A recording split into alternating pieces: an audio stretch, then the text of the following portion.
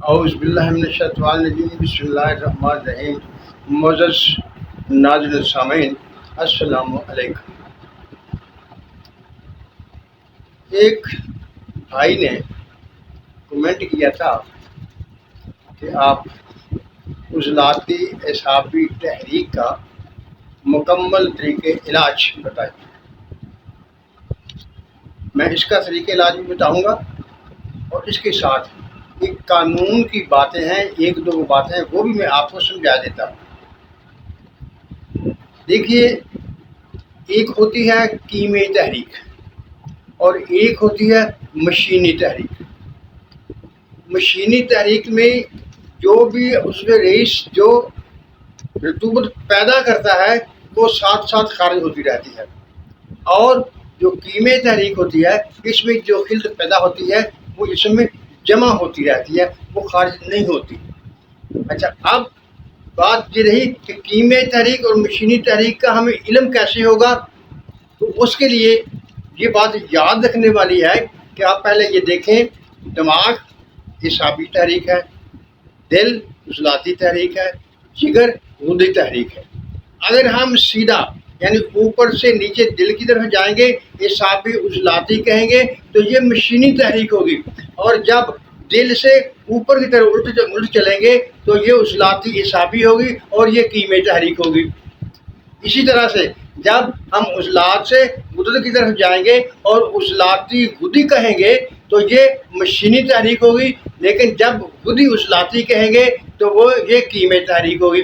یعنی اگر ہم سیدھا رخ چلتے جائیں گے تو وہ مشینی تحریک ہوگی، اور جب الٹی طرف چلیں گے تو وہ کیمیائی تحریک ہوگی۔ اور فرق یہ ہے کہ مشینی تحریک میں جو خلط پیدا ہوتی ہے وہ ساتھ کے ساتھ خارج ہوتی رہتی ہے، اور کیمیائی تحریک میں وہ خلط خارج نہیں ہوتی ہے۔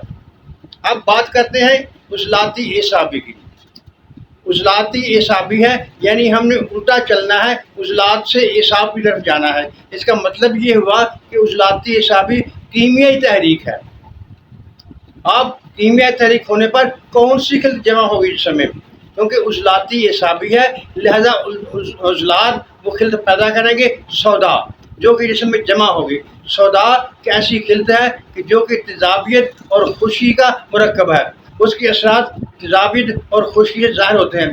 جب عضلاتی اعصابی تحریک ہوگی تو ہر طرف خشکی کا دورہ ہوگا، ہر طرف خشکی ہوگی، تیزابیت ہوگی، جسم میں سختی ہوگی، قبض ہوگی، ہر چیز بند ہوگی، عضلات اعصاب پٹھے سارے خشک ہوں گے۔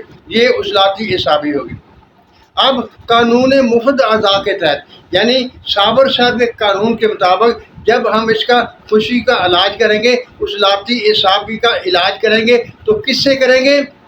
عضلاتی غدی سے کریں گے، کیونکہ جو صرف خلط سودا جمع ہوئی تھی ساتھ میں پیدا بھی ہوگی اور وہ خارج ہونا بھی شروع ہو جائے گی۔ جب وہ خارج ہونا شروع ہو جائے گی تو سب خشکی وغیرہ آہستہ آہستہ بالکل ٹھیک ہو جائے گی۔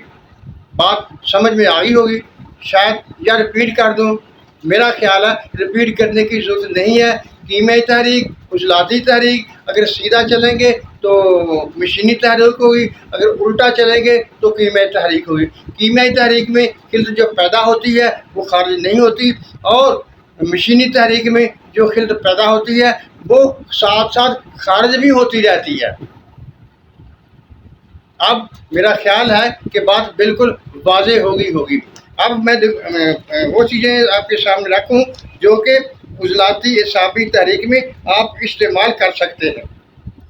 اس میں اخروٹ ہے، پستہ ہے، انگور ہے، انجیر ہے، انڈا ہے، مربا تمے کا، اور پالک، کریلے، ٹماٹر، لہسن، ہرن کا گوشت اور چھوٹے پرندوں کا گوشت، یہ سب اعصابی عضلاتی کا توڑ ہے۔ یہ عضلاتی غدی تحریک میں آتے ہیں اور وہ جسم کی سختی کو نرمی میں تبدیل کر دیتے ہیں۔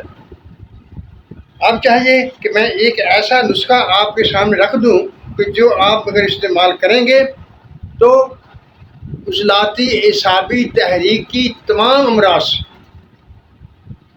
جاتے جاتے ایک بات مجھے اور یاد آ گئی، وہ بھی میں آپ کے سامنے رکھ دیتا ہوں۔ علامات اور امراض میں فرق ہوتا ہے. امراض کے صرف 3 گروپ ہیں. دنیا میں جس قدر بھی امراض پائی جاتی ہیں ان کو 3 گروہوں میں تقسیم کیا جا سکتا ہے. اگر زیادہ کوشش کریں گے تو وہ مشینی اور کیمیائی تحریک کے حساب سے ان کو 3 کے 6 گروہ بنا دیں گے. اس کے علاوہ کوئی مرض نہیں ہے. اگر ہم علامات پر چلیں گے تو ہم مرضیں گنتے گنتے تھک جائیں گے اور مرضیں ختم نہیں ہوں گی. اس لیے آپ نے علامات پر نہیں جانا، صرف امراض کو ذہن میں رکھنا ہے اور وہ زیادہ سے زیادہ 6 بنتی ہیں. اب نسخہ لکھنے کے لیے تیار ہو جائیے. سب سے پہلے لونگ، یہ آپ نے 10 گرام لینے ہیں.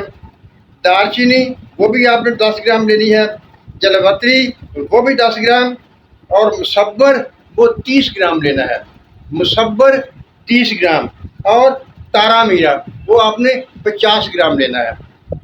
ان سب چیزوں کو آپ نے بریک پیس کر اس میں کوئی اور چیز ڈالنے کی ضرورت نہیں ہے، صرف پانی، اور وہ بھی احتیاط کے ساتھ. سادہ پانی احتیاط کے ساتھ ڈالیں گے اور اس کی گولیاں بنا لیں گے چنے کے برابر. اگر زیادہ پانی ڈل گیا تو گولیاں نہیں بنے گی، کیونکہ مصبر ہے وہ پھر خشک نہیں ہوگا اور گولیاں نہیں بنے گی. اس لیے آپ نے احتیاط سے تھوڑا تھوڑا کر کے پانی ڈالنا ہے، اور جب گولیاں بننے کے قابل ہو جائے تو اس سے گولیاں بنا کر پھر سایہ میں رکھ کر خشک کر لیں. اب آ گیا طریقہ استعمال. آپ نے کھانا کھانے کے آدھ گھنٹہ بعد ایک گولی پانی کے ساتھ کھا لینی ہے. اگر دودھ مل جائے تو دودھ کے ساتھ کھا لیں، اگر دودھ نہیں ملتا تو پانی ہی ٹھیک ہے، پانی کے ساتھ گولی کھا لیں گے. صبح دوپہر کھائیں گے. 1 ہفتہ کھا کر اور 1 ہفتہ چھوڑ دیں گے، پھر 1 ہفتہ کھائیں گے اور 1 ہفتہ چھوڑ دیں گے. اسی طرح ان کو استعمال کرنا ہے. انشاءاللہ تعالیٰ عضلاتی اعصابی تحریکی تمام علامتیں ٹھیک ہو جائیں گی.